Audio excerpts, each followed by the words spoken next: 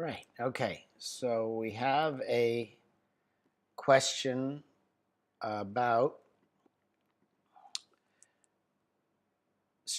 self-confidence. All right. So the question is about being self-confident, whether at work, at interviews, home, etc.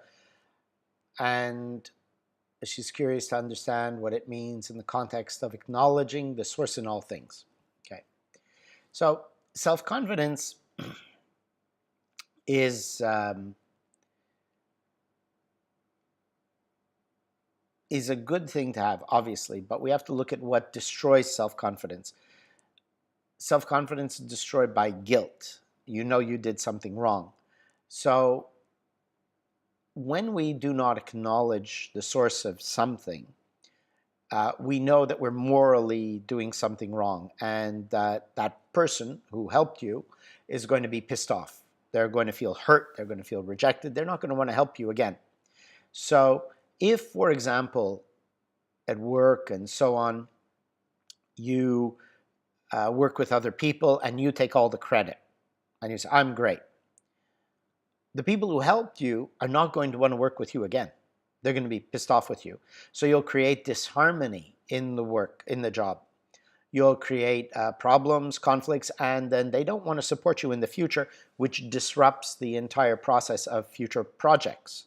The whole work environment will not be rolling smoothly because there'll be a resistance of one person to another, where they don't want to help you again because they don't like what you did to them last time.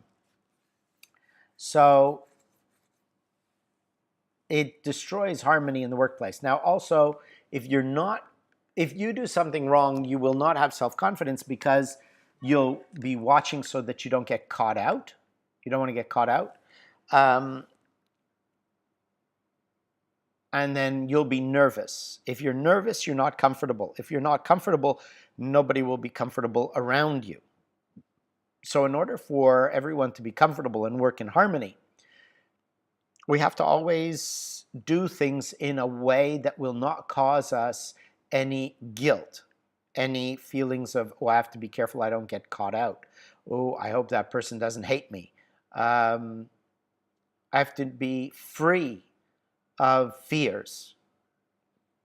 So always giving credit where credit is due, knowing that everything is just by chance.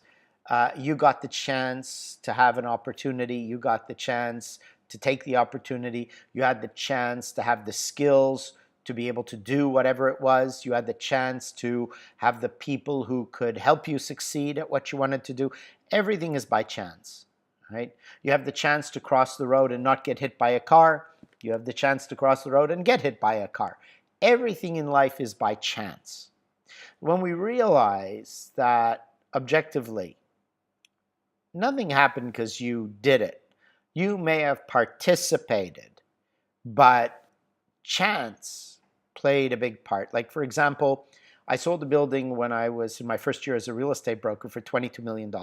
Huge building. It was one of the bigger ones in Montreal, one of the bigger sales in the country. And how did I get it? I got it because by chance I met the owner. No, I met a man who would buy the building, but it was the timing of it. I just had literally bumped into him as he was walking to the bathroom, and I was walking in the building, and I bumped into him, and I said, excuse me, I'm looking for somebody to rent a shop here. Do you know who I could talk to? I didn't know who this guy was. Turned out he was the owner.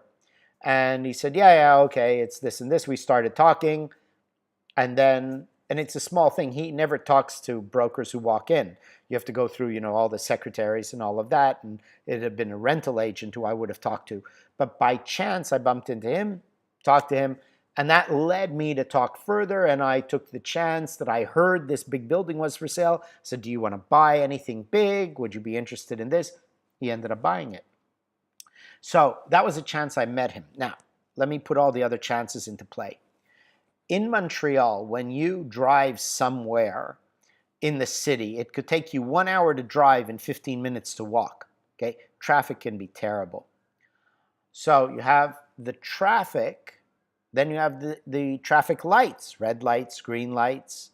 Then you have the near impossibility of finding a parking spot near where you want to go. So the lights worked, the traffic worked, and there was a parking spot right in front of the building that I had to go to.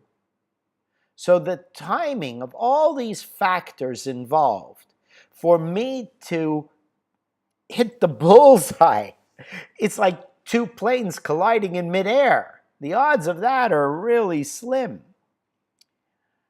For that to happen, all by chance. And you add to that the chance that I happened to have heard about this big building that was for sale. So many chances, right? So I cannot take full credit, even though there's nobody to give credit to.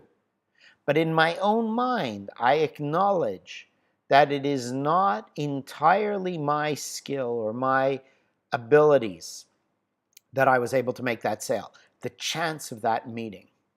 And then I acknowledge that I was given the opportunity to become a real estate broker, that I got the job with that company. Then I have to acknowledge that my personality was formed by my grandfather, who taught me certain ethics and a way of behaving, which made me a pleasing personality, which made, I was only 20 years old at the time, and this man was in his late 50s or mid 50s. And so my grandfather had helped me form a personality that this man liked. So he would talk to me.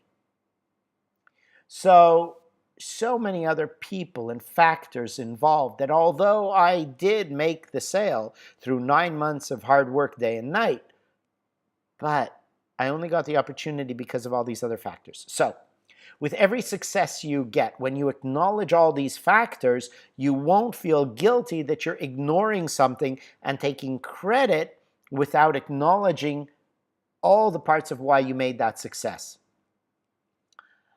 And so that builds your self-confidence, because it does not build subconscious guilt and avoidance. All right? So when you're confident, everybody wants to work with you because you're strong character. And that makes them feel better because they don't have any confidence.